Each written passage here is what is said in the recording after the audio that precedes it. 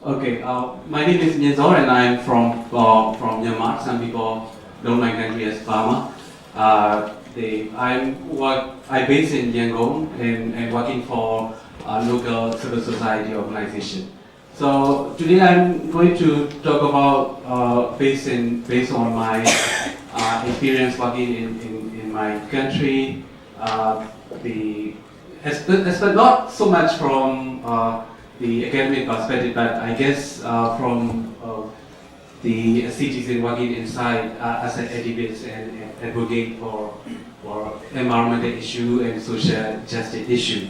So I propose for white because I don't know if how better I can communicate. Some people said the power tend to correct, PowerPoint correct absolutely, but, but anyway, I'm going to use PowerPoint to better communicate. So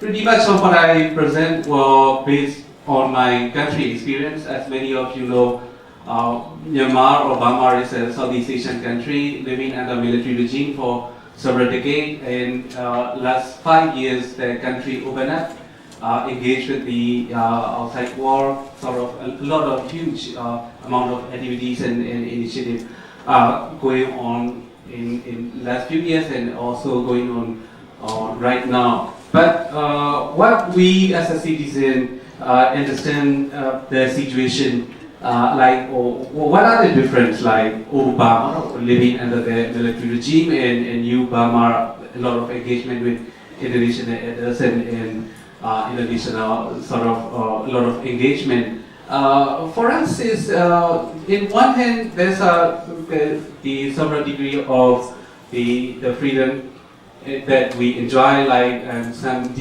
the relaxed of the censorship rule, which we can now can write and speak more freely, and other kind of freedom that we enjoy. But that's in one level. But beyond that, in terms of structural level, we don't change that much. In the old days, we got the military, then local business elite because of sanction and other disengagement policy from the West and other country. Burmese military government relying hugely on China, Thailand, India, so neighboring country, but especially to Chinese support. That's the old Burma. But in recent years, when the country opened up, when the military, when the government engaged along the outside war, this is what we are now. Military stay in power, but they change their clothes. They are now civilianized. So a little bit more of, there's some degree of opposition in the parliament, but still military-dominated government. There's no doubt about it. So that's military stay stay strong in power, and also local business elite. They are cozy with military official government, and they are profiting hugely with their alliance with military. And instead, one small change or a big change, I don't know how to refer that, but instead of China, we still have Chinese business and Chinese kind of investment, but it's reduced a bit. But it's all these international kind of Western cooperation and business power came in. So as a citizen, we feel like not in the structural, we don't change that much. We are, but one thing that changes the position of military, position of government are the stronger than in the past. Because in the past they had to grapple with sanction and all other pressure from the outside world. But now they are quite okay within their power, engagement with their business and cooperation outside. So this is what we are as a kind of country in a transition, a country in a kind of in a process to develop or open up what we face in our country kind of situation. So where are the people that this is these cartoon that pretty much summarize because in all these years the main business of the government in local business elite and also Chinese investment, regional investment, and currently that's the other corporation that came in. They base hugely on the natural resource extraction. So all these their investment, all these business activities, many one way or another linked to the resource extraction. So the forest cover of the country are hugely down, and all other sort of rivers are in a bad shape, and so a lot of the environment, natural resources that people rely on are now gone. So people are much more vulnerable position now. Recently we got a huge flood in the central dry zone and pretty much of the country, and before that we got cyclone Nagis and all these natural disasters, which because of that the natural environment degradation and destruction, people are in no way protected by enemy. So this is where the people right now. So I like to point out several issues that we as activists inside are grappling or facing, which we hope to get more kind of input or maybe discussion from academic community, international players, and international sort of place like this.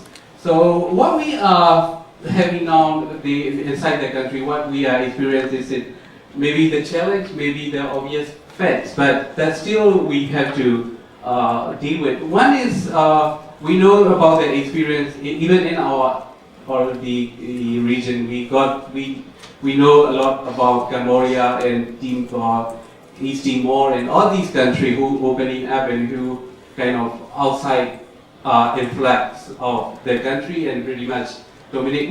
We know all these things happen in other countries, but although we know and we somehow learn the lessons, we follow the same kind of patterns. We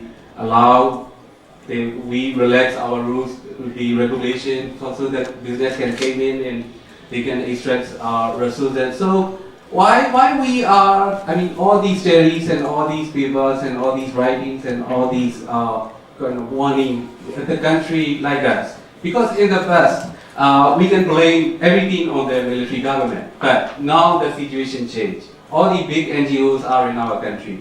All the big organizations, all the financial institutions, pretty much of the corporation are inside the country. Why we have to, we are repeating the same mistake that other countries are doing. That's the one challenge and one thing that we are grappling with.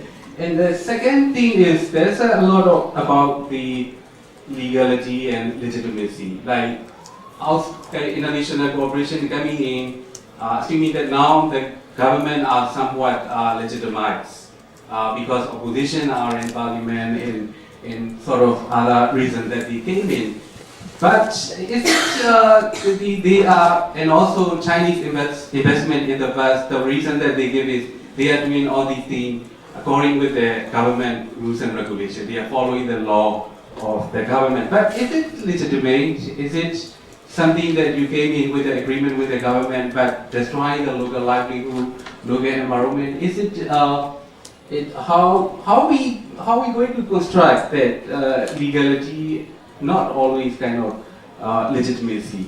If we are to look into to the life of the people and livelihood of the people. Another thing is now that the development narrative, like engagement narratives, are displacing kind of ethical consideration. Is it ethical? Is it okay just to open up the country and engage and doing business with the government?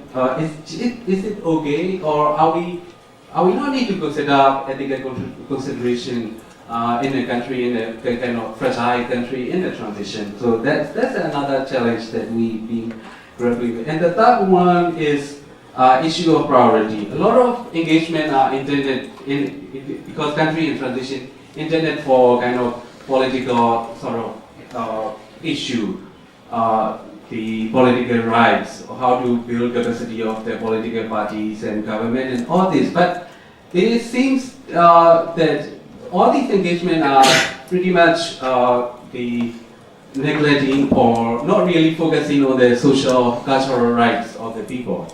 Because in our opinion, if as long as all these international engagement neglect what they call kind of the positive rights, cultural rights, and economic social rights of local people, indigenous people, ethnic people, we cannot have kind of successful transition, or we cannot have peaceful society. But a lot of engagement just one more or less focus on the political issue and not really on the other issue which they put into a kind of second tier sort of issue. So, but my last point is what we've been seeing right now. Another maybe it could become another kind of tragic case study of the failure of transition because of all these reasons that I mentioned. Sort of the not really, but the focusing on substantial changes, but more on a kind of not on the structural level, but on just on appearance. We are pretty much sure that if we go down that way, the conflict war, we are the country with the longest running civil war, the big ethnic groups, state fightings, and all these tragedy around ethnic conflicts and fighting. But with current transition process, it's pretty much that the rights and the identity of the local, because investment came in, they intend to extract resources, because when they extract resources, they pretty much, mostly they destroy the places of ethnic area. When you destroy place, it's in our country situation, it's linked to the issue of identity of ethnic people. So in that way, conflict will go on and on. So that this is pretty much pessimistic kind of description of our country, but what we need to do, I think, when we think together or when we try as we any way as we can, I also thought that we can improve things. So, thanks.